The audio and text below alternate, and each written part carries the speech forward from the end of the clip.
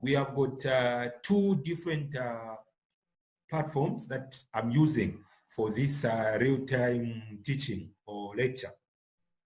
Others are on Moodle and others are on or using Big Blue Button, that is from Moodle platform.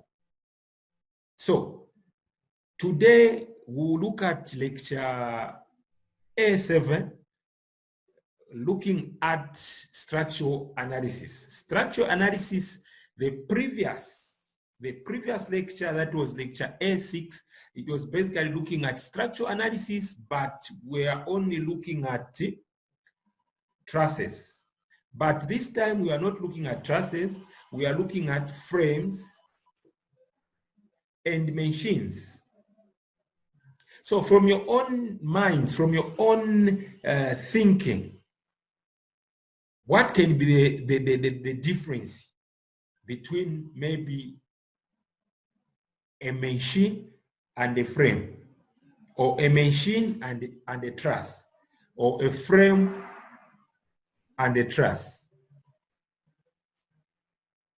In your minds, you're supposed to be thinking to say, but why, instead of looking at the truss at the same time, the machine at the same time, the frame? But we separated those things. First, we started with a truss. Then now we have come to look at machines and frames.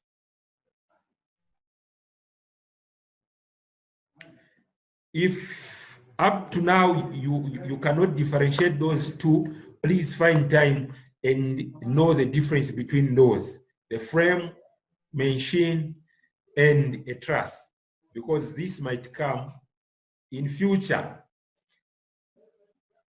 not as maybe as a test, not as an exam, in future, where you guys will be working, you are supposed to be able to differentiate those three things. But for the sake of CE 2219, it can be in the test or it can be in the final exam. You expect a question like that, so you're supposed to know what a truss is, what a frame is, and what a machine is, and the difference. Okay.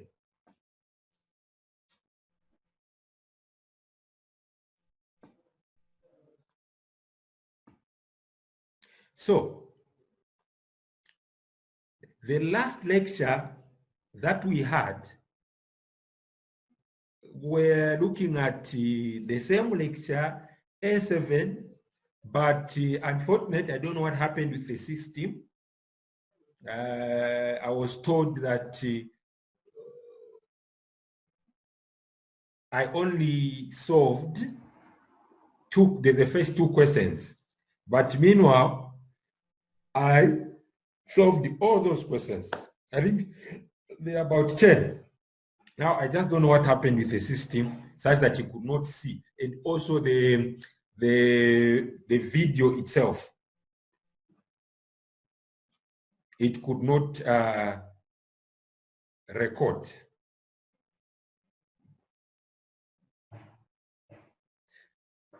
Those who are using Big Blue Button, please, if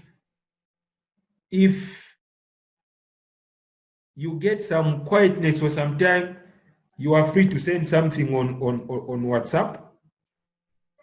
Equally, those who are using Zoom, if maybe you cannot get what I'm saying, or maybe you can just abruptly, you just get that quietness, then there's a problem. You can just let me know by sending something on WhatsApp, then I'll be able to come and see maybe there could have been a problem. Yeah. So I'll do this lecture. I'll be a bit fast because most of the stuff, I think from the introduction up to the first example, I had explained. And those who attended, those who are in the conference room, you got ideas. Yeah. So today we are going to look at frames and machines. You can see that this, all of you know that this is a machine, right? This, you might not know whether it's a machine or a frame, but this is a simple machine. These pliers that you can see here, it's a machine. Equally, this G-clamp, it's also a simple machine. But when you look at this, those who have been to the airport, of course, not only these local planes, we just maybe travel from Lusaka to Ndola or Livingston and so on, but those international airplanes, you would have seen such kind of a machine. But this same machine, there is also a frame. So it's possible to have a machine with a frame.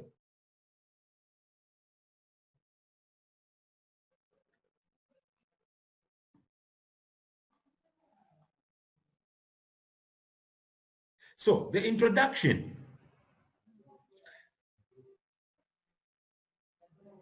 Those who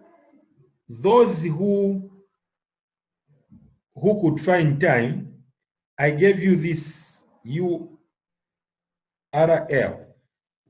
It's from YouTube. You can just watch if you want to understand more about trusses. That's the reason why I gave you that. So this is just an introduction, giving you a recap of what happened with that lecture A6. So here, after reading, or maybe after this lecture, you guys are supposed to understand. Of course, you already know how to draw a free body diagram, but now it will be a free body diagram of a frame or a machine. And also, you are supposed to be able to determine the forces acting at the joints and the supports of a frame. At the supports, you can remember it's something to do with the reactions. We call them reactions at the supports. And also those at the joints of a frame and a machine. And you're supposed to differentiate those three, a truss, frame, and machine.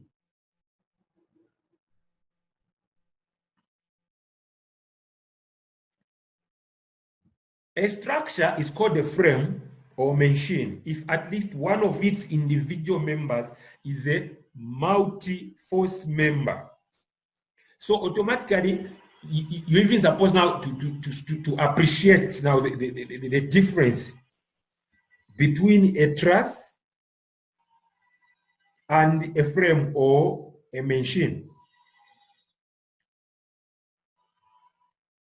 Individual members are supposed to have a multi-force. Each member is supposed to have multi-forces. What do I mean to say multi-force or multi-forces? If you remember from our lecture A6, we are just looking at, if an example, let me just draw a simple truss. Hope you can see that truss. Yeah. Then, of course, with some members, like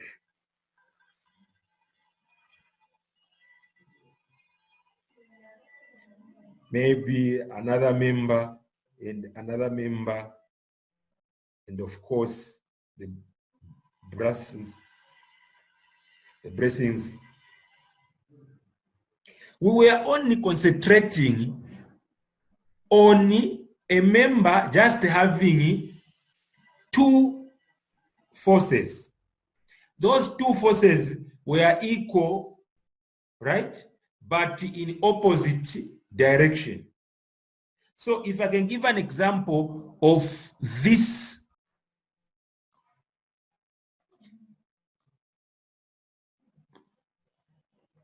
if I can just get this member, you could only define that is that member The only thing that you could calculate was, of course, a force and another force, but in opposite directions.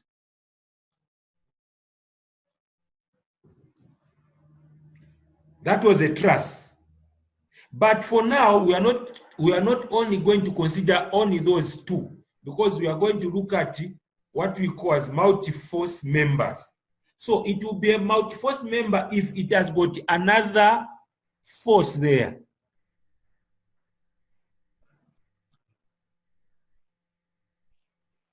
Or on top of that, it's going to have a moment. What's that?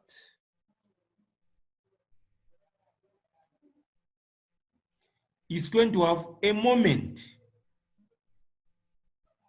This one is called a multi-force member. This is a multi-force member. So these definitions, this is what they are just trying to explain. A multi-force member is defined as one with 3 or more forces acting on it. 3 or more forces acting on it. So in this case, we have got 1, 2, 3. So this is a multi-force member. Or 1 with 2 or more forces and 1 or more couples acting on it. So in this case, minus this force, minus this one, we're just going to have 2 forces, this one and a couple. Then it also be defined as a multi-force member. Frames are structures which are designed to support applied loads and are usually fixed in position. So this is another difference, like the frame and the machine. A machine is not fixed, but a frame is always fixed. So automatically, that's the difference between a frame and a machine. Machines are structures which contain moving parts and are designed to transmit input forces and couples to output forces or couples. So for a machine, you need input, then it's going to produce output. It's called a machine. Where there is always input, then it's going to result in producing output. A truss, it's only input, there is no output. For a frame, it's only input, there is no output.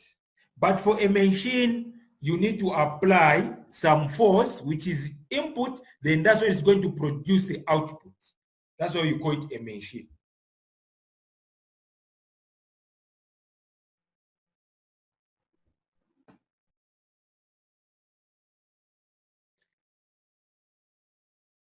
Here, the questions, the problems that you face, they will always be statically determinant structures. These are structures where the number of unknowns is supposed to be less or equal to the number of the equations of equilibrium.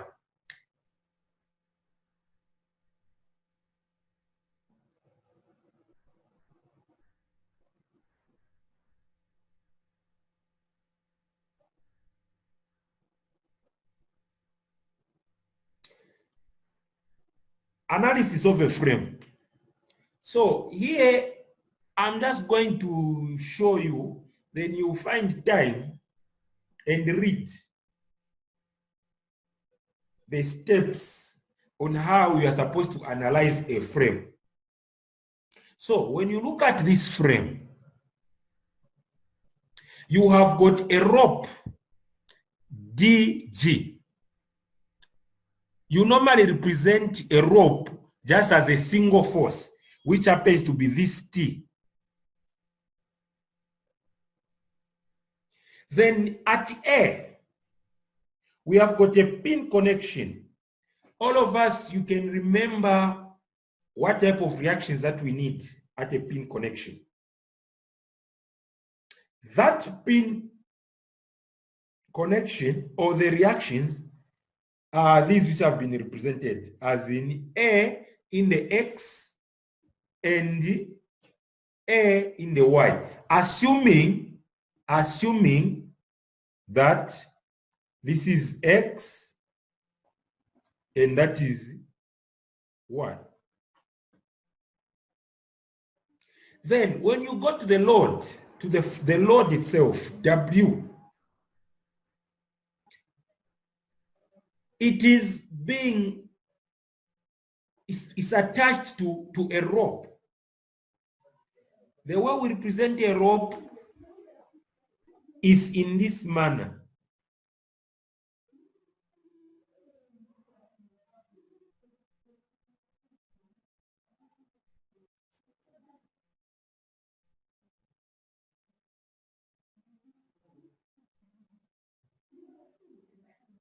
We represent it in this manner. Always remember that a rope is always in tension. That's the reason why you can see the rope or the arrow for the rope coming out from the joint itself, from D, and also from F. So it's showing you that the rope is in tension. But when you go back to our AX and AY, why is it that the AX, the arrow is facing the right direction instead of the left direction? It's up to you to assume, to say, this direction will be a plus, this direction will be a minus, this direction will be a plus, this direction will be a minus. This is up to, these are your assumptions that you make. But certain instances, you will be able to look at the problem or the question itself. Just by simple judgment, you'll be able to know the direction. How do I mean by simple judgment? When you look at this rope GD, the rope GD, it is always in tension. So this GD is going to have two components, right? If you can remember from the rectangular components from our second lecture, where we are supposed to draw our components. So this one will be another rectangular component for that T facing in that manner and that guy facing in that manner. So since I've got those two components representing T, right? And if you remember the Newton's third law, it talks about any force is supposed to have another force equal but opposite in direction. So automatically we have this T, I can call this guy Tx, and the other guy will be Ty. So from my simple judgment, Tx is facing the left direction. So my Ax, that is the only horizontal force. When you look at that problem, that is the only horizontal force. So when you apply Newton's third law, you would know that Ax, the direction, is facing the right direction. When you come to Ty, it will be very difficult for you to use your judgment. Why? If the W was facing the other, if it was facing maybe upwards like that, it was going to be difficult. But now, when you look at these Ty and W, they are all, the directions is going downwards. So according to Newton's third law, we need a force which is equal and opposite. So the direction of AY will be facing upwards, and AY will be equal to TY plus W. That is just simple judgment. And also AX will be equals to TX. All of you know how to get TX and TY. If you have got the angle here, right? I give an example. If the angle maybe is the angle is maybe 60 degrees, how to find the TX? It will just be sine 60 multiply times T. You get your TX. If you want to get your TY, it will be cos 60 multiplied times T. Then you have your AY and AX.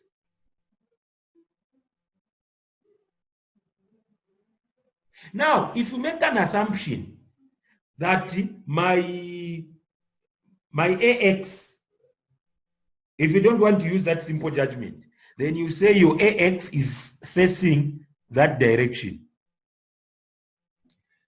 At the end of your calculations, you are going to find your AX to be negative.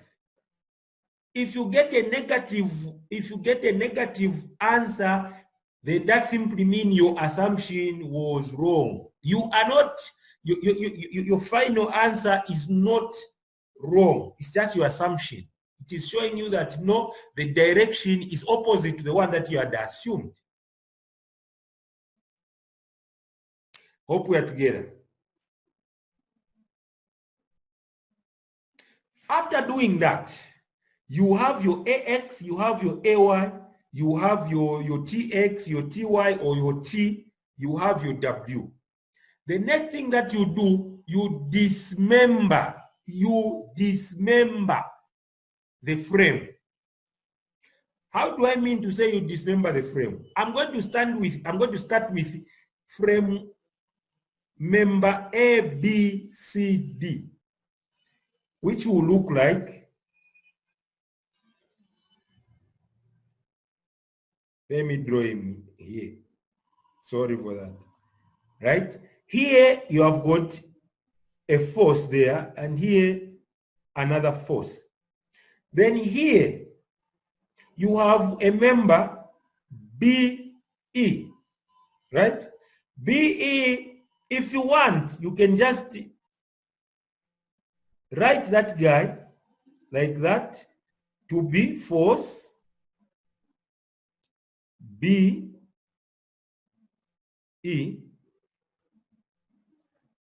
Then you have got another member CEF, right? So here again, you can, if when you look at that force there, it's supposed to have, it's a pin connection. Don't forget about that. It's a pin connection. When you just write that, it's wrong. Why? Because you are only considering one reaction or one force which is in the horizontal axis. That is wrong. You need to have two components. That's a pin connection. From the definition of a frame, it says they are connected using a pin. So we need to have another force there. So this will be F. Let me not say that guy F. Let me call him CF.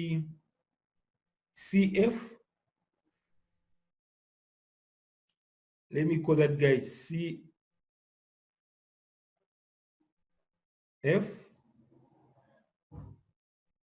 X, that is in the X. Then that one will be, CD.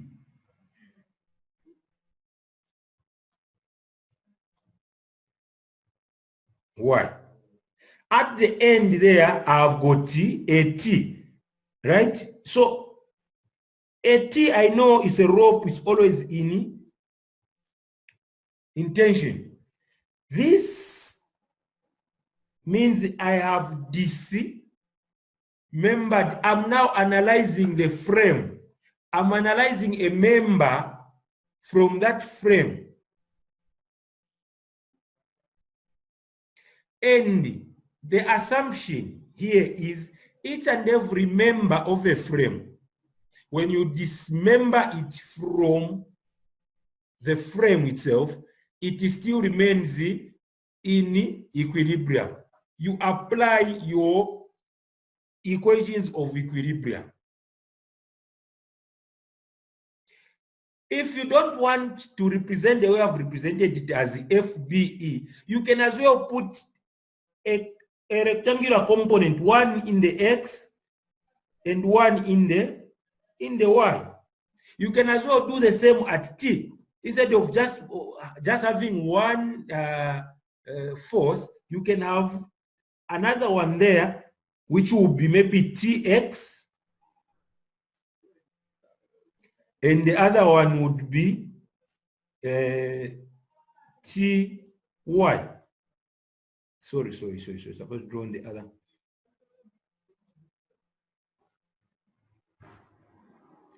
Another one here is supposed to be TY.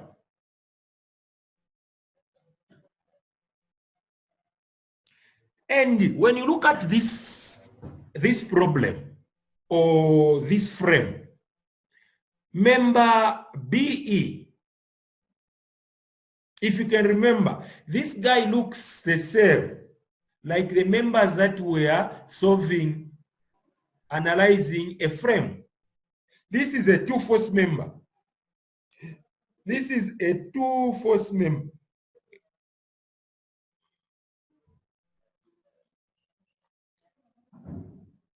Which is here, I'm going to say E, and here is going to be B.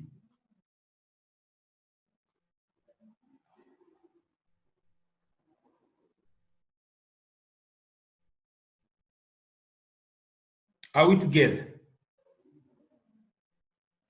Don't forget that even the way this guy is, the way this, it has got also two rectangular components, one in the X and one in the Y. And also this also applies to this guy.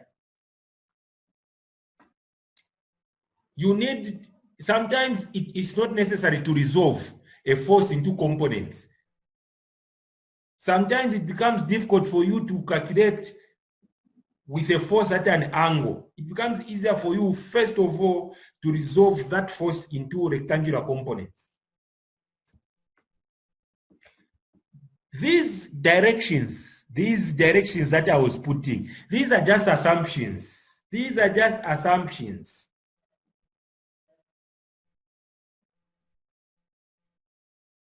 If you find that this E, this, and that, I get the force to be negative. As an example, maybe I get E, after doing my calculations, I find E is equal to negative 20 Newton. That simply means that direction that I had put, the assumption is wrong.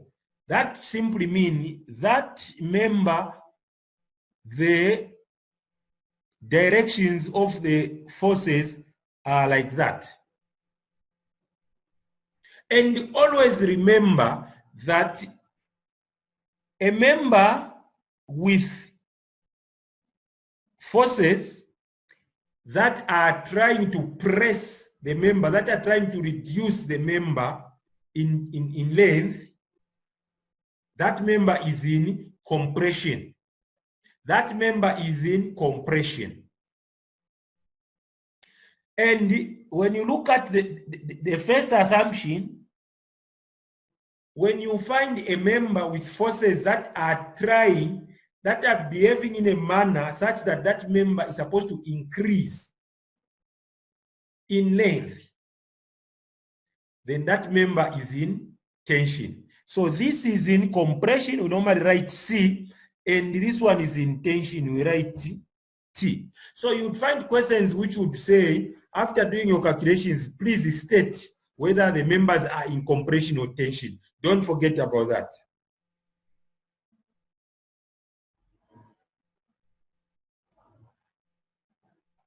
So I have explained.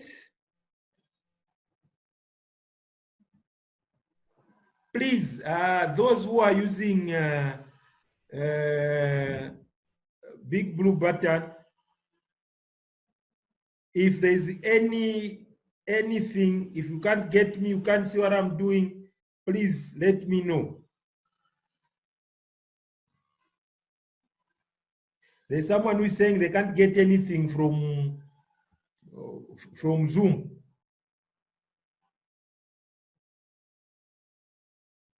Is that true? Is that true that you guys, you can't get what I'm saying on Zoom?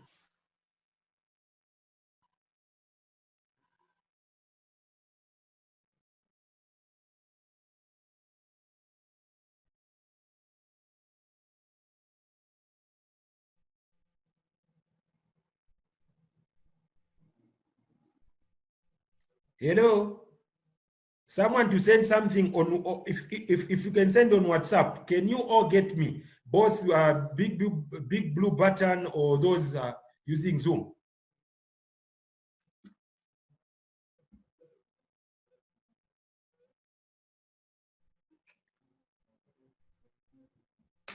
Okay, Zoom, they can get me. What about big blue button? Okay, then we move on. What I'm just from explaining, this is exactly what these guys were like giving you steps on how to solve or to analyze frames.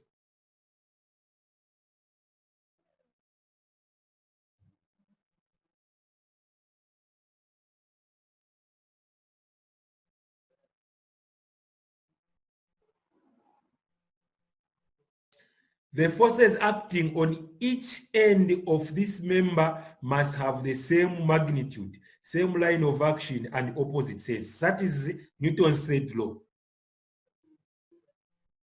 They are therefore directed along B and will be denoted respectively by the other one positive, the other one negative. This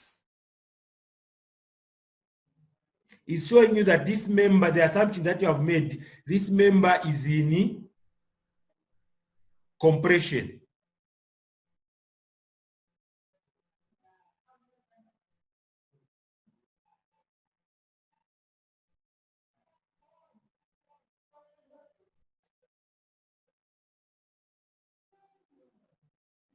The issue of the assumption, the sense of the internal forces will be arbitrarily assumed as shown. Later, the sign obtained for common magnitude of the two forces will confirm or deny this assumption. I think I've explained about that.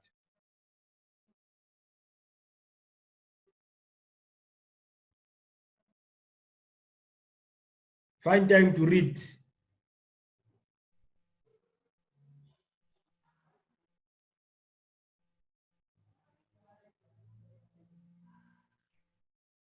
I've already explained this.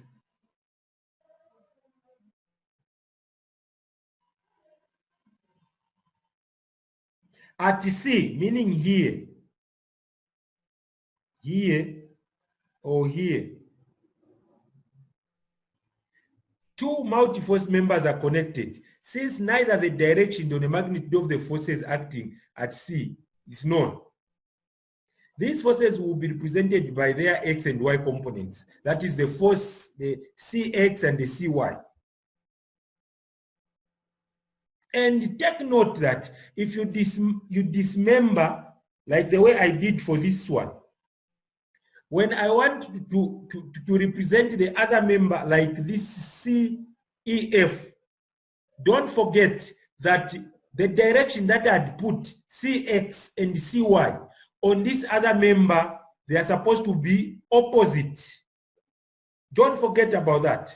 Here we had put CY going like the direction going like up.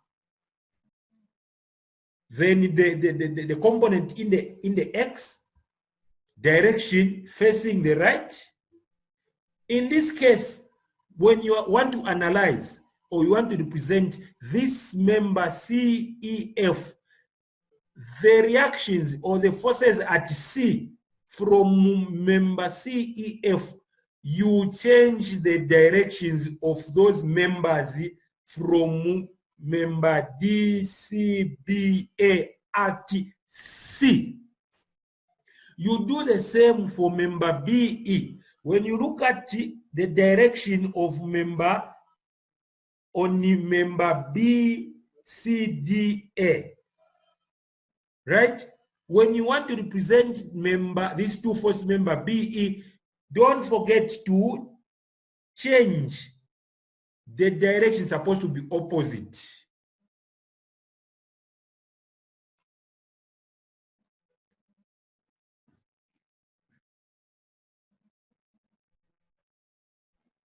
I've explained this, what they are saying. According to Newton's third law, the forces exerted by CF on AD and by member AD on CF are equal and opposite.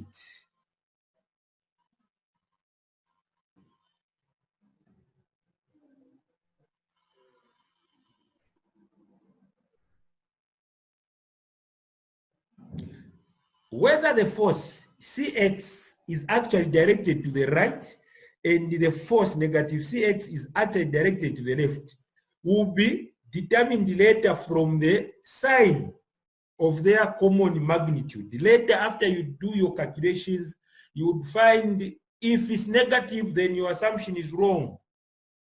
A plus, a positive sign indicating that the assumption made was correct, and a minus sign, it is that it was wrong. If you find a negative, then you need to reverse the direction.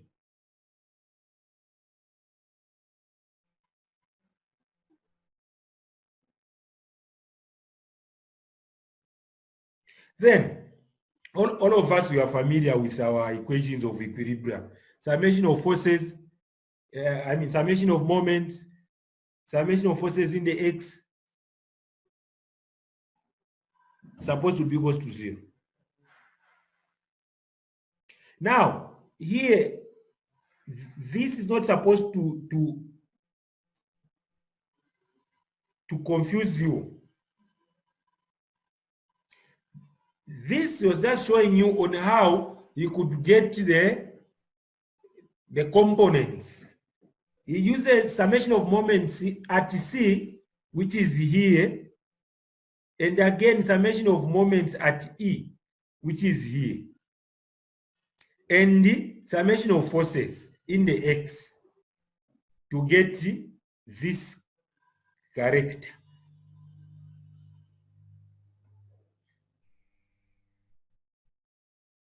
So this is not supposed to confuse you, but all of us, you can remember our equations of equilibrium. Summation of moments supposed to be equals to 0. Summation of forces in the X supposed to be equals to 0. Summation of forces in the Y supposed to be equals to 0.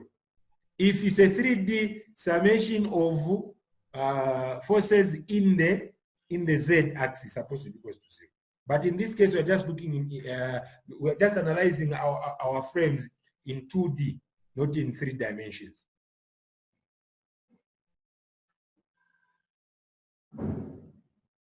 Now, take note of this. When a pin connects 3 or more members, or when a pin connects a support and 2 or more members, or when a load is applied to a pin, a clear decision must be made in choosing the member to which the force will be assumed to belong. What this statement means, here at joint C, here, if it happens that we have got a load here, if we have got a load, I'm going to say load L at joint C. That statement is telling you when you have got that scenario, you are supposed to decide which member belongs to that load L. It's either you say the load L will belong to member CF, right? Then member DCBA, that force does not belong to that BCDA member. Again, if you say, no, I don't want to assume that that load is belongs to member CEF, you can say, okay, the load is C, it belongs to member DCBA. Never say the load belongs to member, one load belongs to member DCBA, at the same time it belongs to member CEF. Never should you do that. Remember about this. In the frame shown, members ACE, ACE,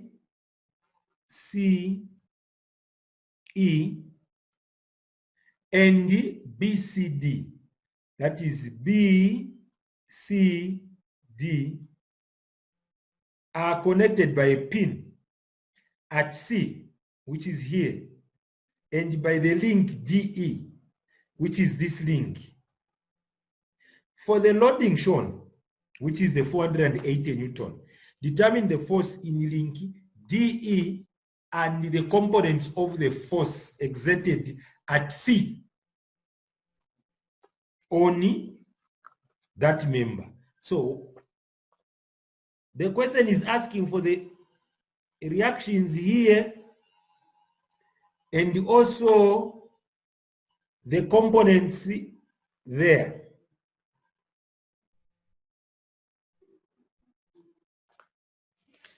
Very simple.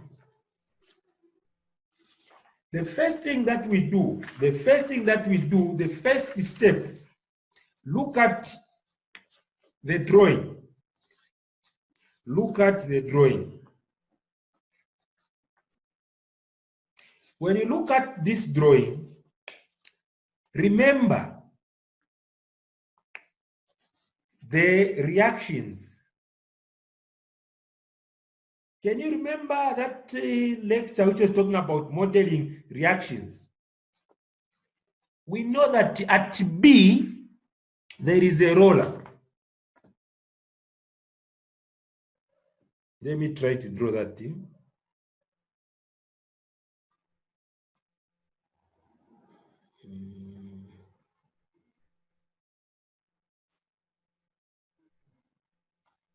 Something like that. Yeah.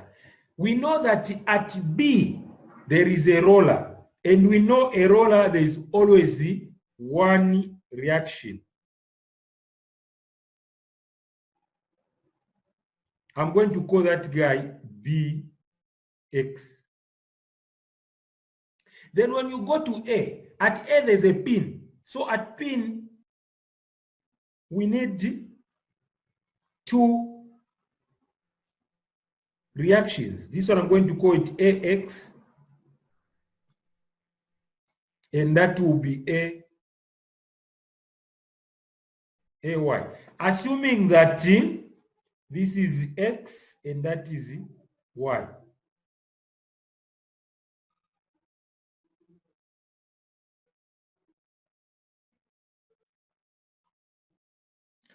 We go to, we've got our other force there, which happens to be the 480 Newton.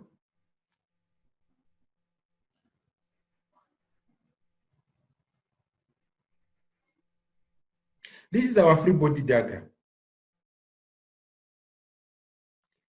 How do we get Bx? How do we get Ax and Ay? The first thing, for me, the first thing that I can do, I can say summation of moments about A, so that I get rid of those unknowns. How many unknowns do we have? We have got 1, 2, and 3 unknowns.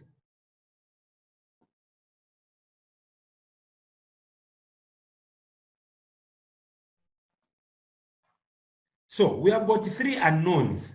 The easiest way of me finding one of those unknowns is by saying summation of moments at A. When I say summation of moments at A, I get rid of the unknown AY and AX. Then I'm going to find BX. How do I find BX? We all know how to calculate a moment. That is the perpendicular distance to that particular force multiplied times the force. So the perpendicular distance in this case is supposed to be 100 millimeters.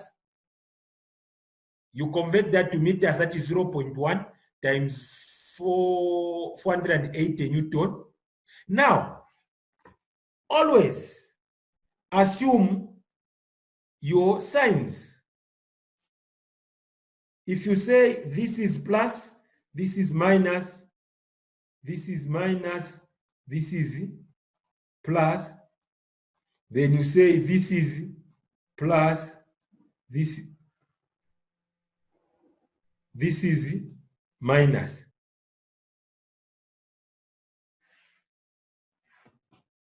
So, just to get the Bx, you would say summation of moments at A is supposed to be equal to 0. So, for me, I'm going to say this force, this Ax,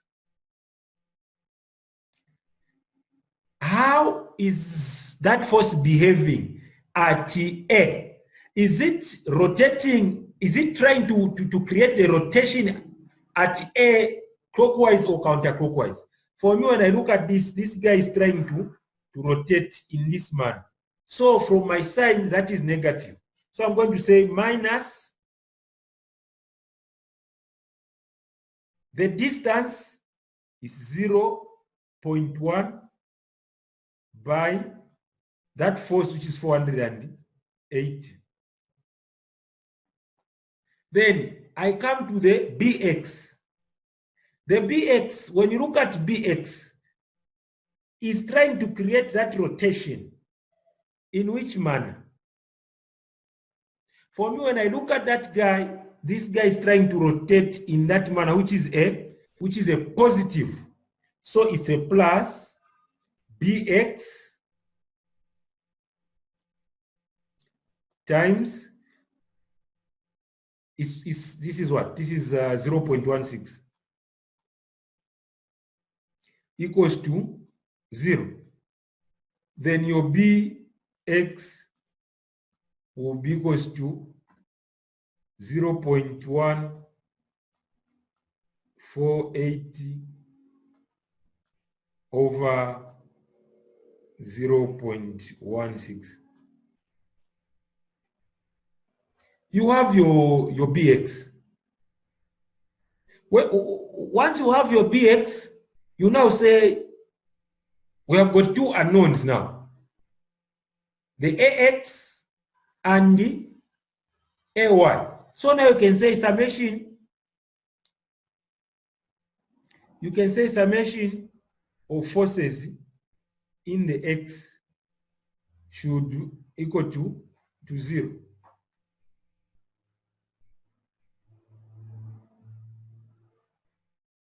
I already know Bx, so automatically Bx is equals to Ax.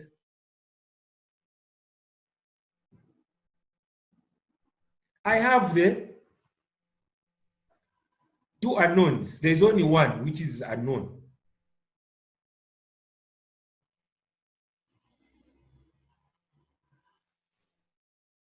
How do I get the AY? The AY, you can just say summation of forces in the Y should be equals to 0. There's only one unknown, which is the AY. Automatically, AY will be equals to what? AY will be equals to 480. You have your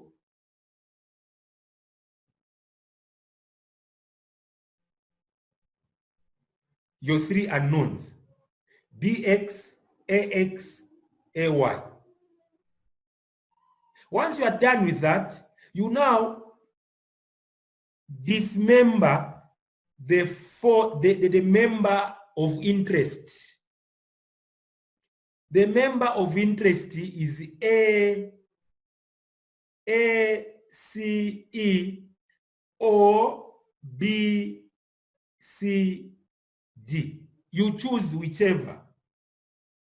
So for me, if I would start with the ACE, which happens to be that, I know there is a force there and another force there. That is the A.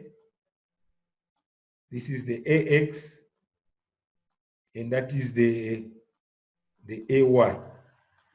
And here I'm going to have two reactions.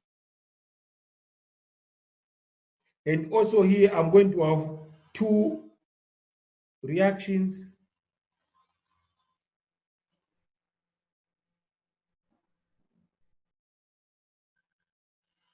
Right? Then from here, this of course will be EX. This will be EY. This will be CX, and that will be CY. You use your equations of equilibrium. How many unknowns do we have there? We have got this one, we know it. This one, we have already calculated. We have got only 4 unknowns. How am I going to get those 4 unknowns? The first thing you can say is summation of moments about E. You get rid of EX and EY. You're going to find 2 unknowns, which is the CX and the CY. Right? Then again, you come to say summation of forces about X. You have got 2 unknowns.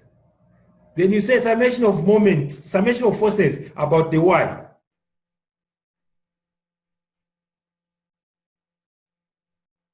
You are going to have 2 equations.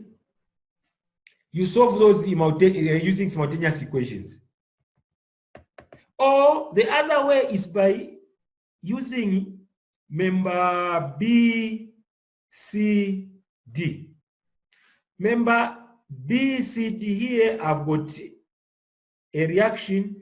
Then don't forget about the directions at C. So here we're using a different member. So this simply means the CY in this member, it's supposed to be opposite. And that guy is going to be facing opposite. Take note of this. Supposed to be opposite. Even here, I'd put the reactions in that manner. Also here, they're supposed to be opposite, because your member, when you draw the ED, your member ED is going to be something like that. That is your D, and that is your E. So equally here, you are going to have a reaction, right? And another reaction. And don't forget about the 408.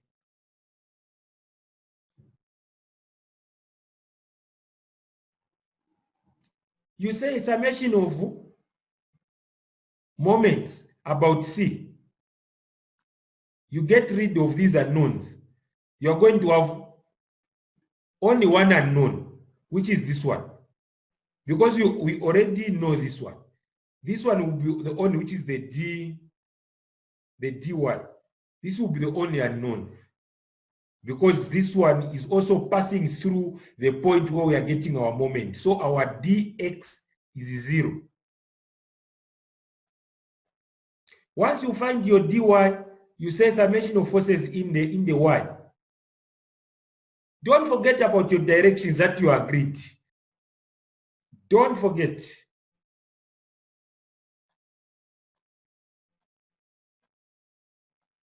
Here, negative, positive, positive, positive, negative, negative. Don't forget about that.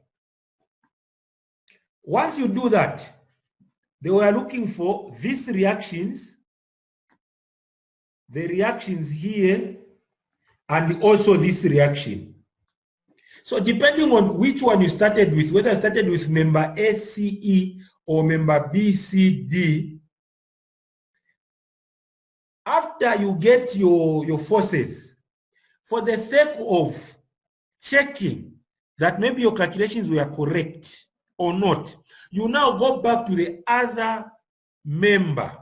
So if you started with member ACE, you calculate your reaction at E and your reactions at C.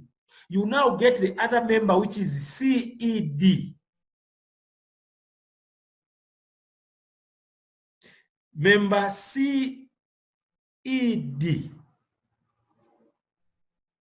Just to counter check if the reactions that you got at C and E are the same.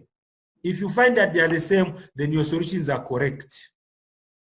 Don't get scared of this. This is what I was just explaining.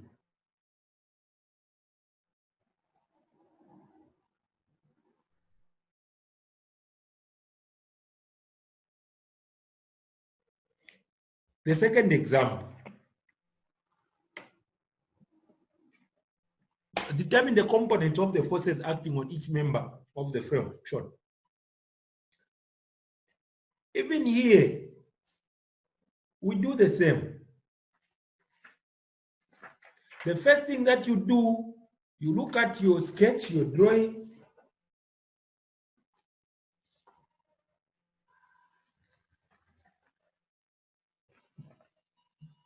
Come up with your free body diagram.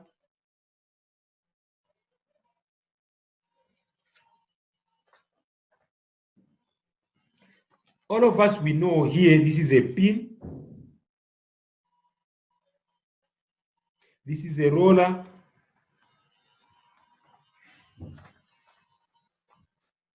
Summation of moments about E, you'll be able to find this. Right? Then just from your simple judgment, when you look at this component, this EX, if you can remember Newton's third law, what it states, then you would realize that EX is equals to 0. Just from simple judgment. Once you have the F, the component at F, you now say summation of forces in the Y should be equals to 0.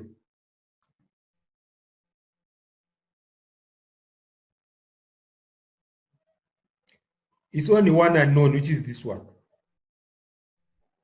Don't forget about your directions. Don't forget. Always remember, whichever, if you want that negative, that positive, that negative, that positive, that negative, that positive, whatever. Once you do that, then you dismember. You can start with the member EBA. Here we have got only one force there. Here we are going to have two members, two reactions. Equally here we are going to have two reactions.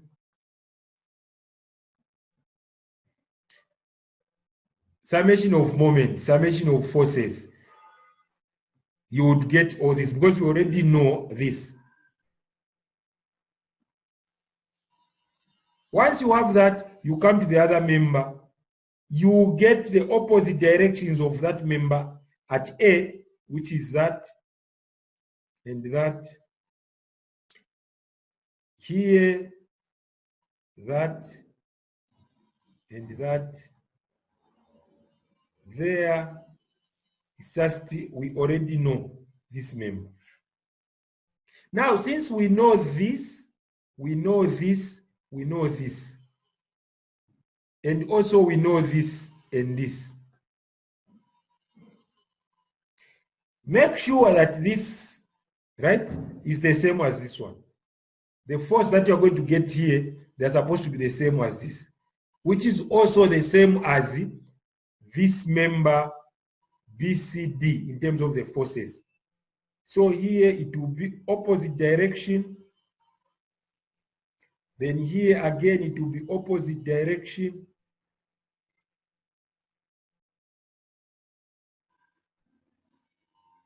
Yeah, and this guy is going to face the other direction. Then somewhere here, we've got a force, which happens to be 240.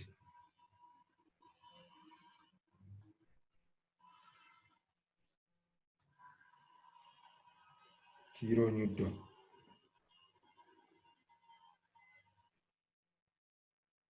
This is how simple these things are. This is just how you analyze. This is how you solve.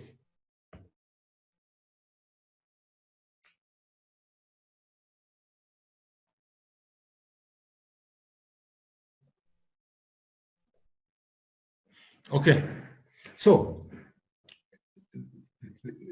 the third question, it's also the same, just like the first one and the second.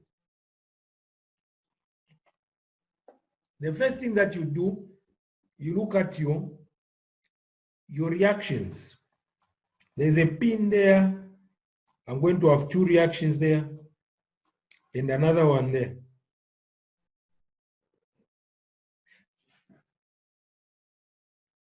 You get rid of E, you start with summation of moments about maybe say F. You can find this member. Once you find this member, you say summation of forces in the Y, you get that member. You say summation of forces in the X, you are going to have these two unknowns.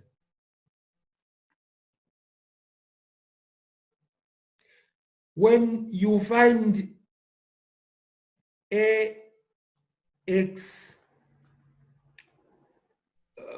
I would say plus 600.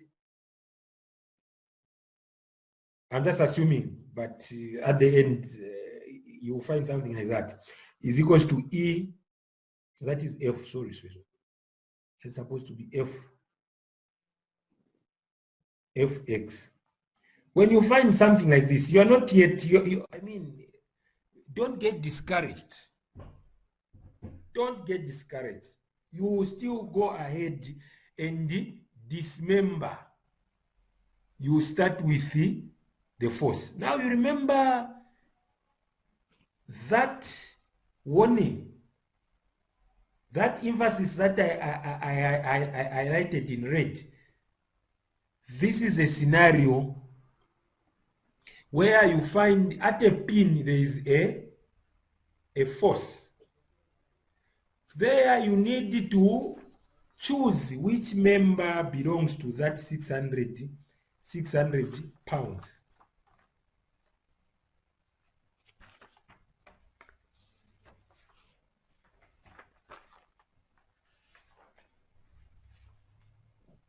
unless there's something difficult there. Huh?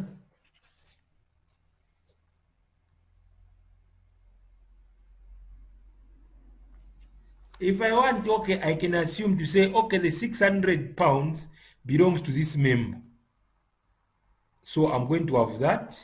And apart from that, I'm going to have another, those two reactions. Sorry for that. This guy is supposed to face this direction. That is our AX. That will be our AY, and that is our 600. Down there, you're going to have another one. I would say BY,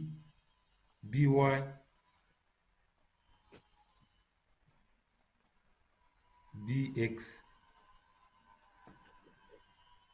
How many unknowns do we have there? We have got 1, 2, 3, 4 unknowns. If we say summation of moments about A, you are going to remain with 2 unknowns, which is BX and DY. You write that, that will be equation number 1. You do the same again, summation of moments about B, you are going to have 2 unknowns, AX, that would be equation number 3.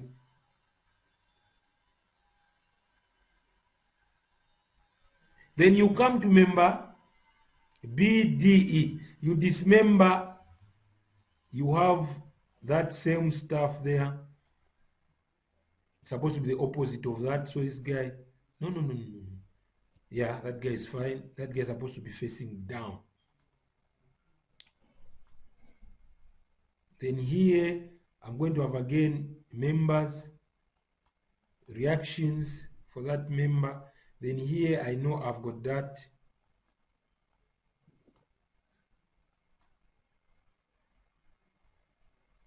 At least you know this one. You don't know this one.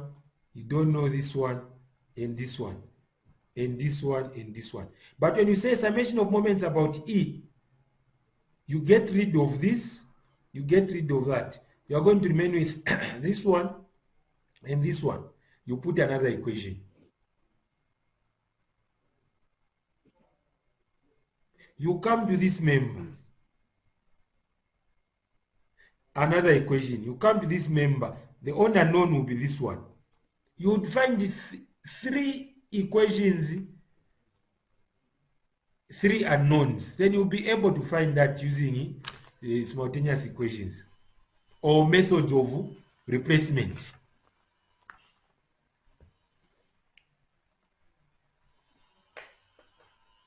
So find time, practice.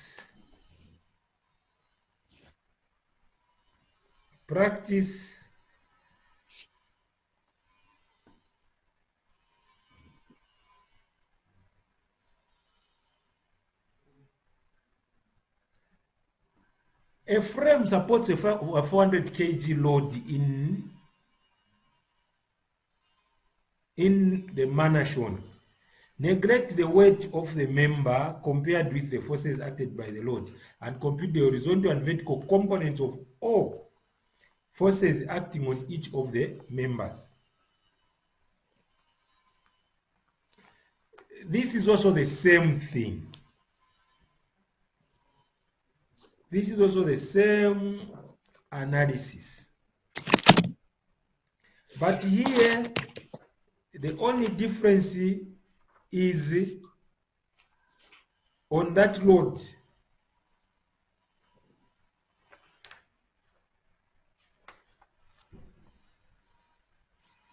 That is the only difference. At A, we know that at A is a pin. At D is a roller. Then when you look at member CE, member CE is a 2-force member. It's a 2-force member.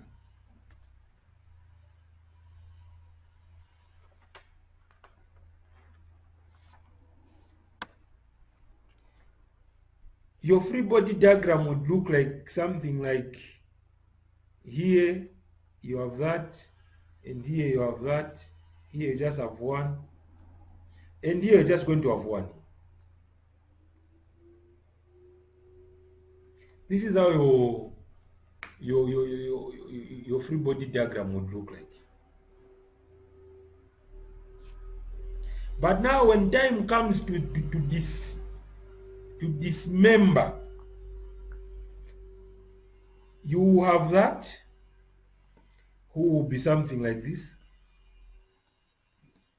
which will be something like this. You have that in that, you have that in that, then you have that. Then at C, you have that in that, and that. That will be C, that will be D, that will be A. And at B, you also have the same.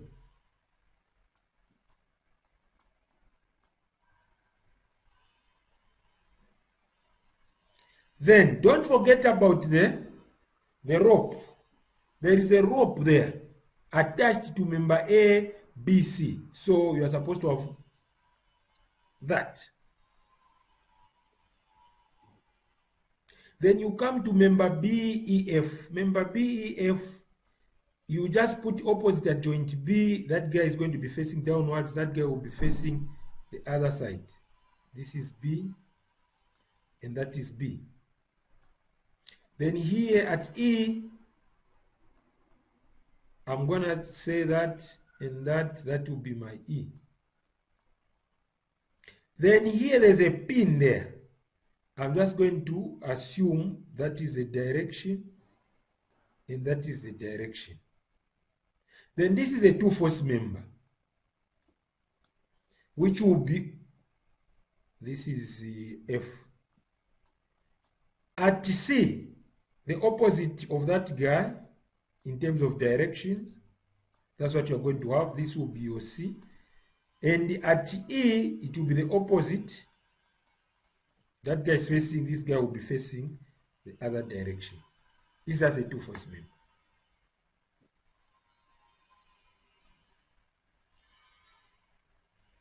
We are done with this. The only thing that you have remained with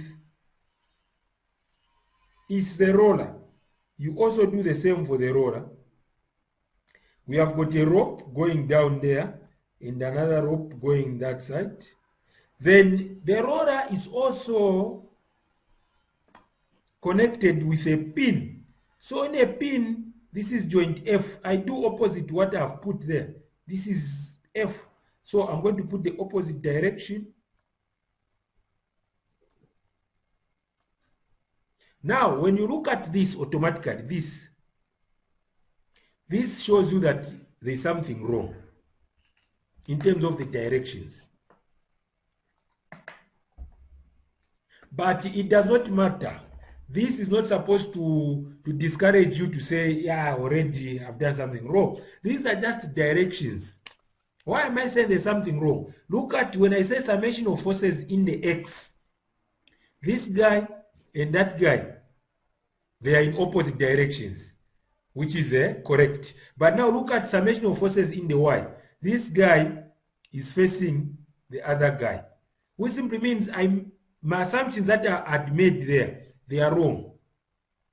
So when you do your calculations, you are going to find that this guy is supposed to be facing downwards. This guy is supposed to be facing downwards. You're going to find a negative. So you need to reverse that. Hope that's clear. Once you have that, you do your equations of equilibrium. You can even start with a roller. Summation of forces in the X. Because we already know this 400. The rope is 400 times what? Times 9.81. Which is the same as this. This is the same. If this is the same as that, which will also mean this guy will also be the same as that. So this will also be the same as that. And this will also be the same as that. We have that. Then we move to this member. Since I already know this, I can say summation of moments about F. I get rid of this, I get rid of that. I'm going to remain with these two unknowns. I put equation 1.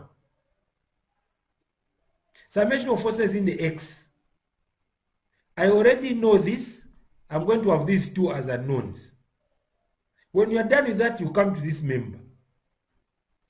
You will find equations. You can either use equations, solve them simultaneously, or methods of replacement.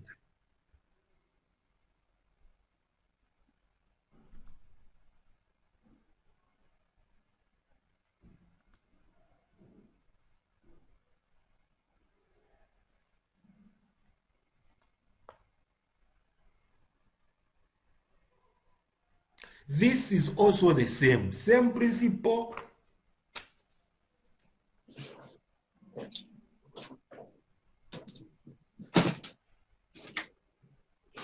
Find time to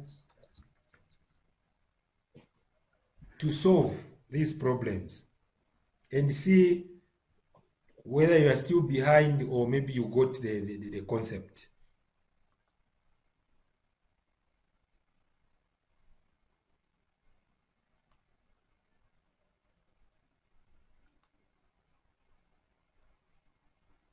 Analysis of machines.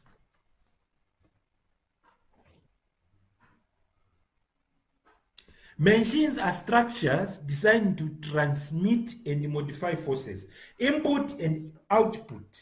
If you remember about this, input and output. So in this case, the P is the input, then the Q there is the output.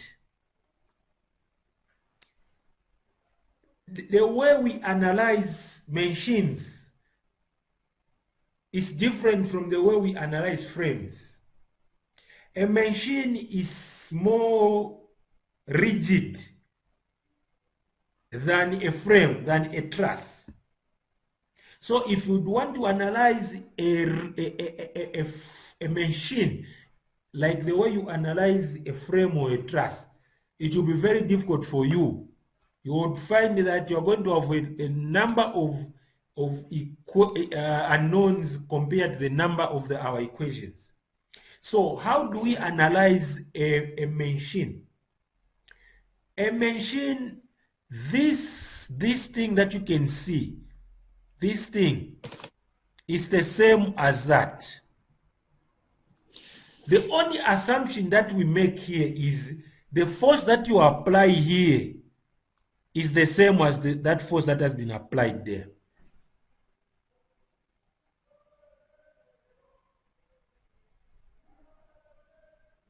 So when you want to analyze that, you just pick the other, which is that. I think it looks something like that, where you're going to have there and there. Then of course here there's a pin connection. This is how you analyze this.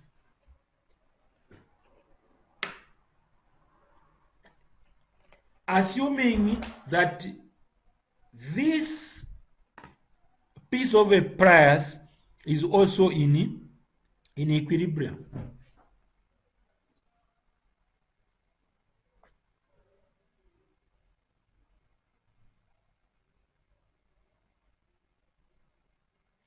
Machines, whether they are simple tools or include complicated mechanisms, their main purpose is to transform input forces into output forces.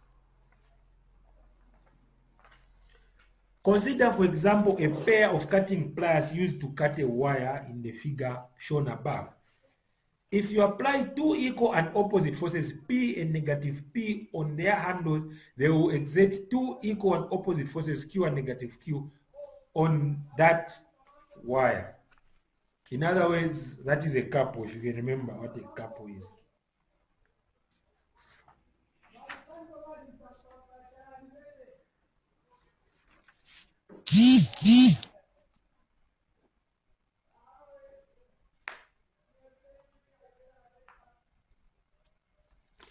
To determine the magnitude, you just pick one member.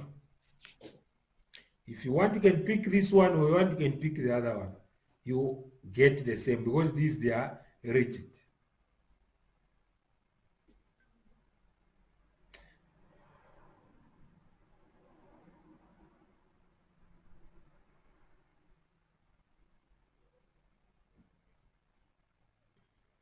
I think I made a mistake. I'm supposed to be saying it's non-rigid. Sorry. It's non-rigid. I'm taking that rigid is the one that we have been looking for. They are rigid, but this one is not rigid. Okay. I think I've explained about this.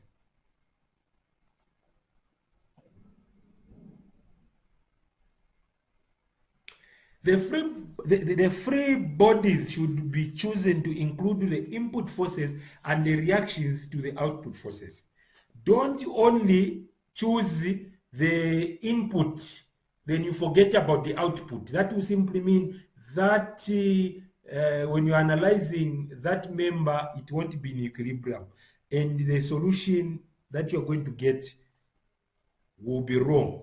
So always remember to include both input and output. Always remember that. Input and output.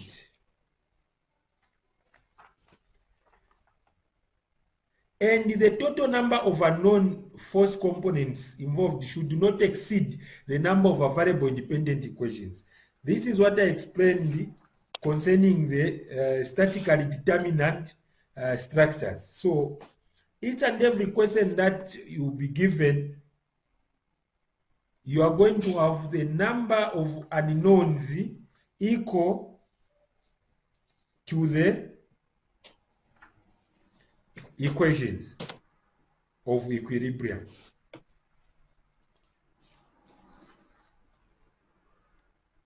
It is advisable before attempting to solve a problem to determine whether the structure considered is determinant or not.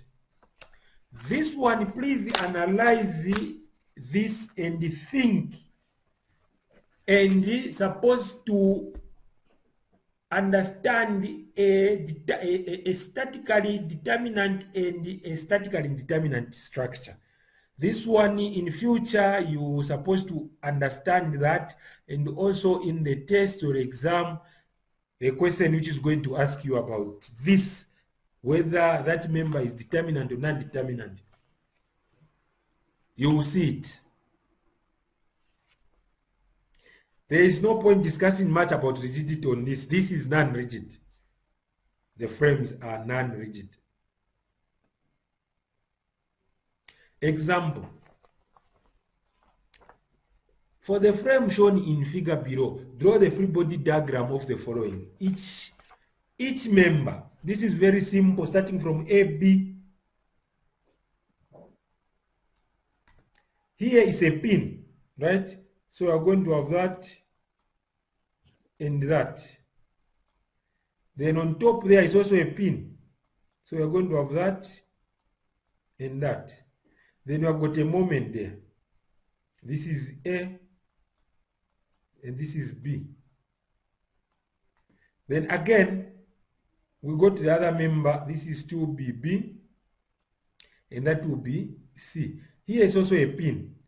We have that, supposed to be C, and that. Then here, opposite direction, which is that, and this guy, opposite direction. Then here we have got a force P.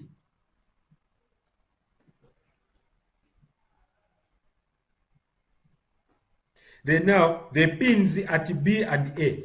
The pins at B and A. The pins here. The pins, they are going to give you the opposite of what you have at member BA and member BC. So if this is a pin, I'm going to get that guy.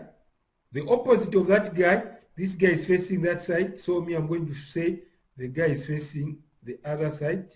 That guy is facing downwards, upwards, so the guy is supposed to face downwards. There I do the same. That guy is facing the left, this guy is supposed to be facing the right. That guy is facing downwards, this guy is supposed to face upwards. That's the pin. Then the two members connected together. So it's just getting that. That is just the free body diagram for the whole frame. That's all.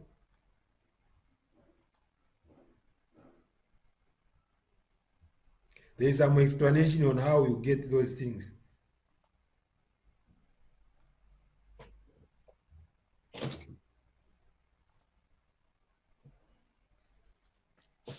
A hydraulic lift table is used to raise a 100 kg crate.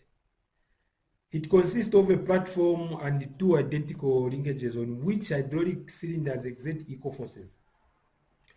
Only one linkage and only one cylinder are shown.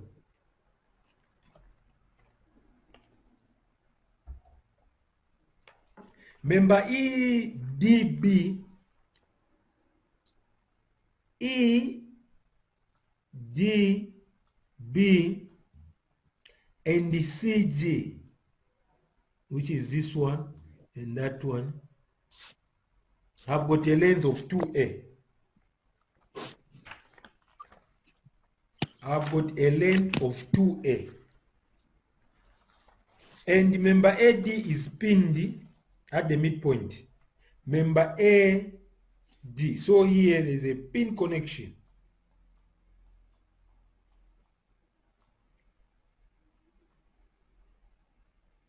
If the crate is placed on the table so that half of its weight is supported by the system shown, determine the force exerted by each cylinder in raising the crate at 60, this angle to be 60 degrees, where A is 0.7 and L is 3.2 meters. And show that the result obtained is independent of the distance D.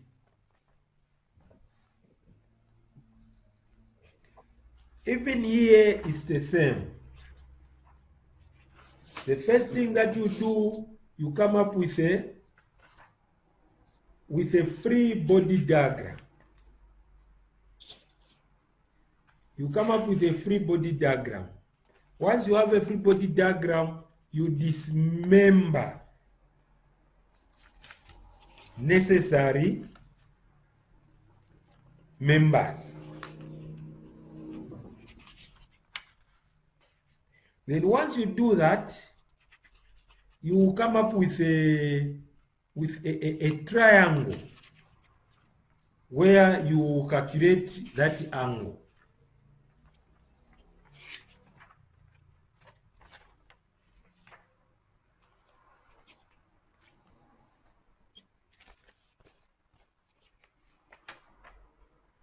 Unless maybe maybe someone is stuck somehow.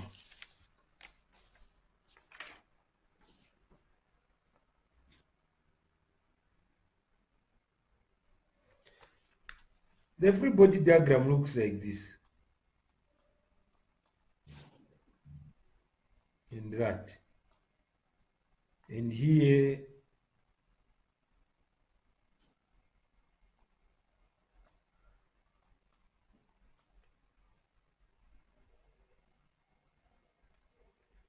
and that, right? And this guy and that.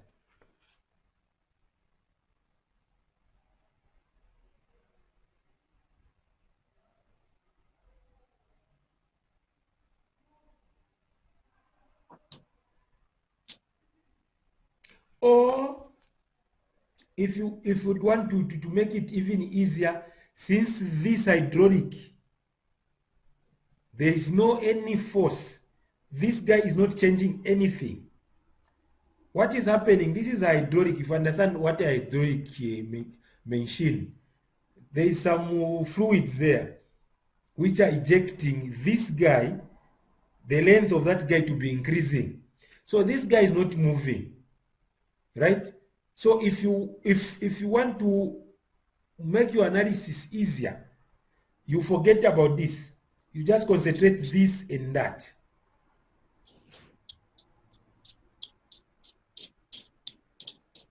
When you do that, then here you are going to have, if I remove this, it will be something like this. Let me just show you how it will look like. It will be something like this. Then you have that, that, and that. Then you have your load there. Then you have your component there, and your component there, and your component there, and your component there, right? Then this hydraulic, it will just be a component being applied at D. It will just be like a component for a rope, where this is E, this is D, this is A, and of course this is our B, and this is our C, and this is our G. This will be your free body diagram. Then once you have a free body diagram, now you start to dismember each member.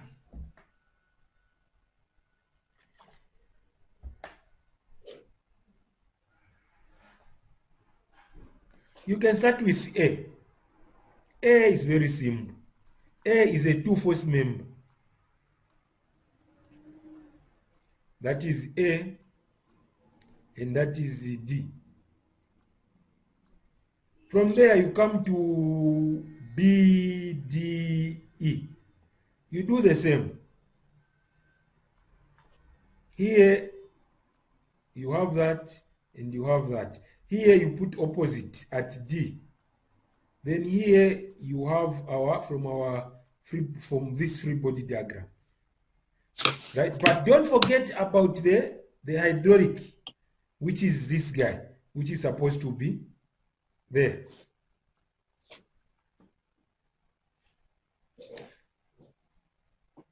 Then you come to member CG. This is also a two-force member. You are going to have that and that. That is C and that is G.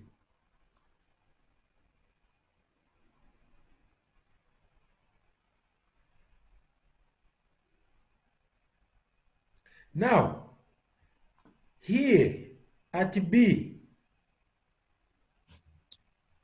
there is a pin and a roller. So we do the same, just like what I showed you about a roller.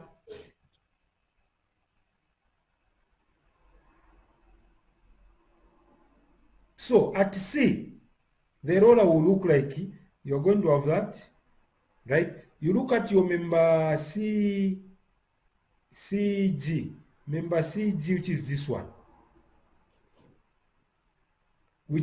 one, if the guy was facing the other side, I put that guy opposite, right? Like that. Then I also know that there is a pin connection. What's happening with this?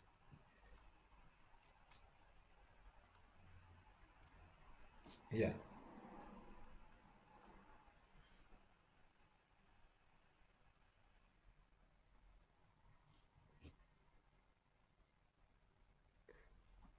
You are done with your free body diagram for each member.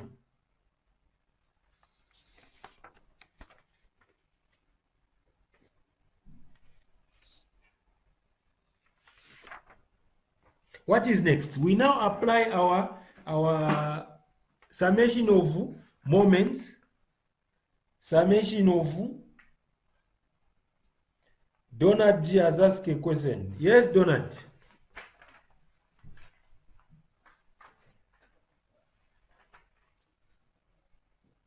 Donald.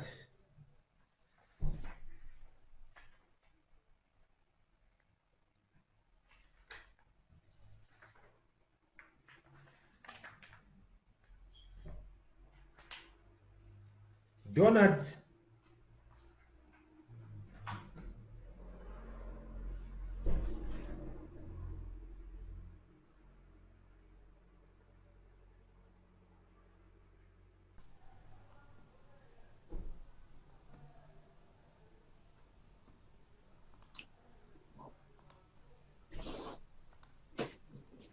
Okay, Donald was asking about where this force was coming from. this force. This force is coming from member AD, which is this one.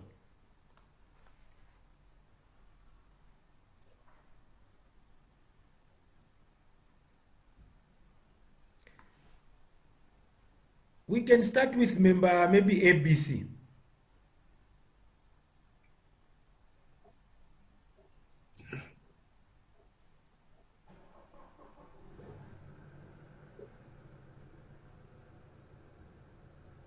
Which is this one, right? You do your summation of forces in the X and summation of forces in the Y.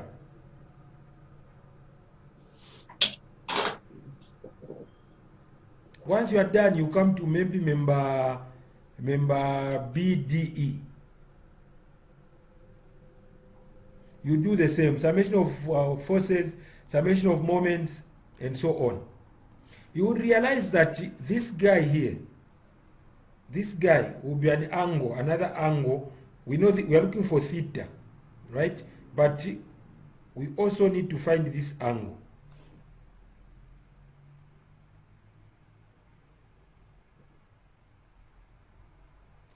At the end, you would find a force triangle, which will look like, hey, come on, what's this? Which will look like something like that. And another one. And another one. Where this will be your theta. This will be your theta. Then this will be the angle that I'm talking about. Then this will be 90.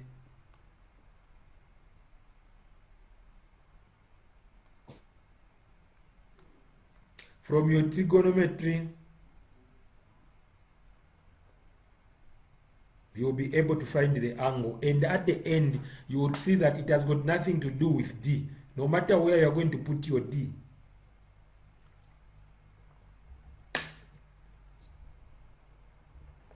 Why? Because we are not analyzing the strength or the output of the hydraulics itself.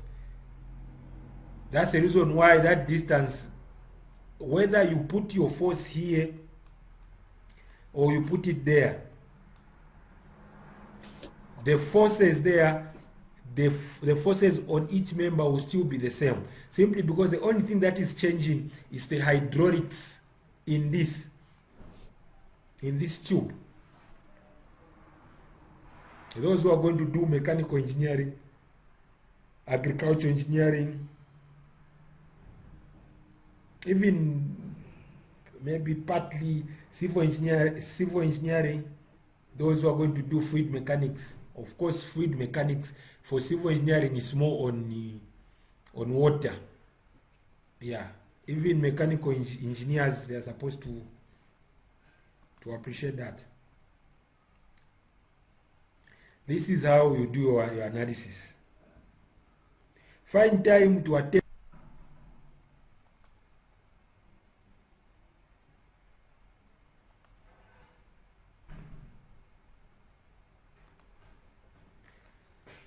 Determine the force required to hold the 100-pound weight in equilibrium. These are very simple. You just get this. Very simple. There is a force there. There is a... how do I draw this thing now?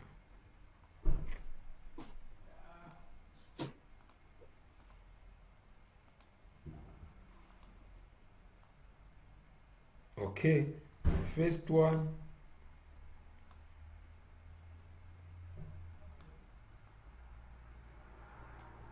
Okay.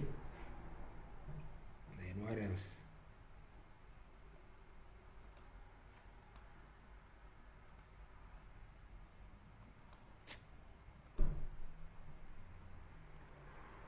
We have that. Then we have that.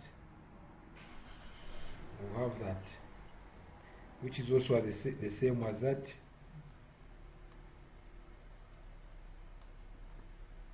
Which is also the same as that.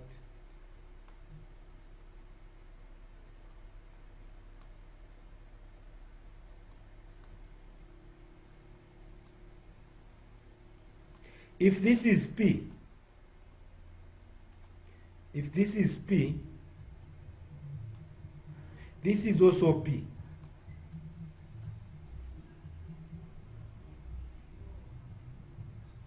If this is P and this is P, then this is also P. And this is also P. So I'm going to say this is maybe force D,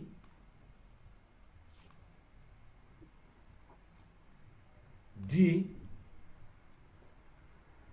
and this guy will be C, and this guy would be, I would say, A.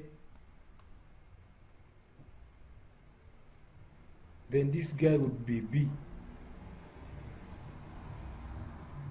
This guy I can say would be maybe A1. This is also the same as A1.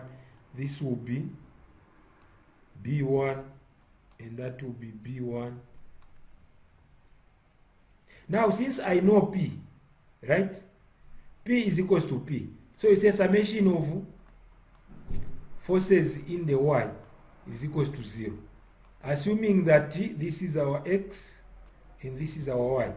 We know our P. So 2P is equals to D, which is this. I'm using this. Once I get my D, I do the same again to get C. So this will also be the same. That will also be D.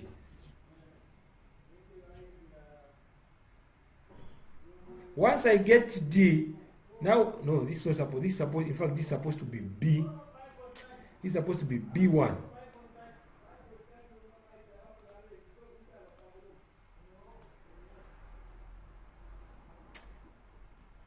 Sorry. This is supposed to be B1.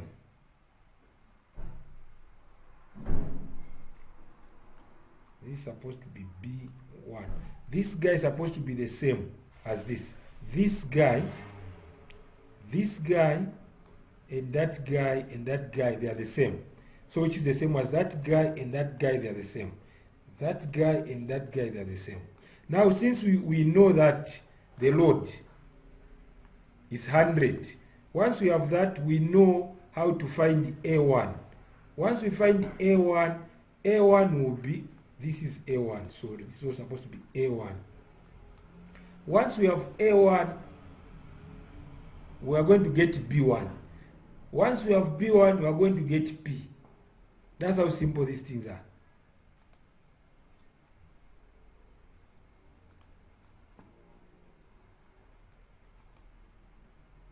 Find time, find time. This is also the same as this example. This guy is the same as that guy, which is also the same as that guy. This guy is the same as this guy. This guy is the same as that guy, and also the same as that guy. This guy is the same as this, which is also the same as this. Unless there is any question.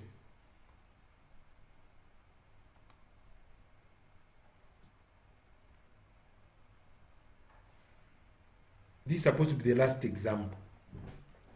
Determine the horizontal and vertical components of force that pins A and B on that frame. The first thing that you do, free body diagram.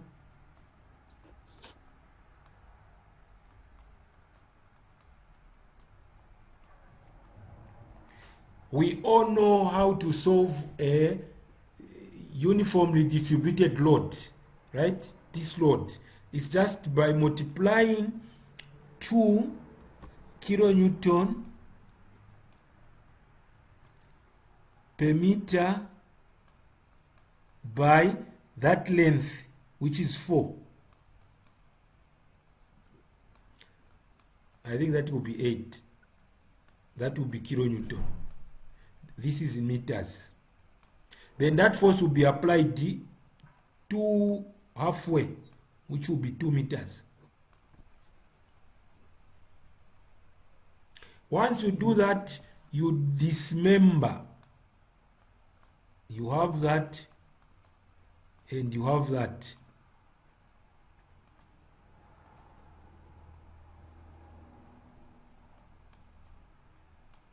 Here is also a pin. Then this other member, we have that, and we have the reactions. Make sure that the reaction that you put here, they're supposed to be opposite to that. Then here is the reaction at B, which is the same. Summation of forces in the X, summation of forces in the Y, summation of moments is equals to 0.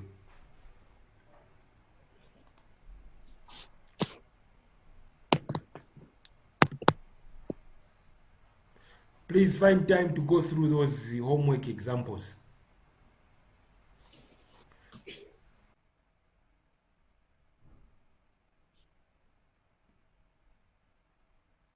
Then I would say thank you for your time.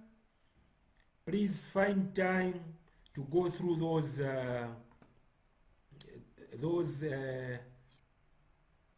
examples so that you can assess yourself what you understand so far. See you on Tuesday. We are going to start a new topic that is something to do with friction.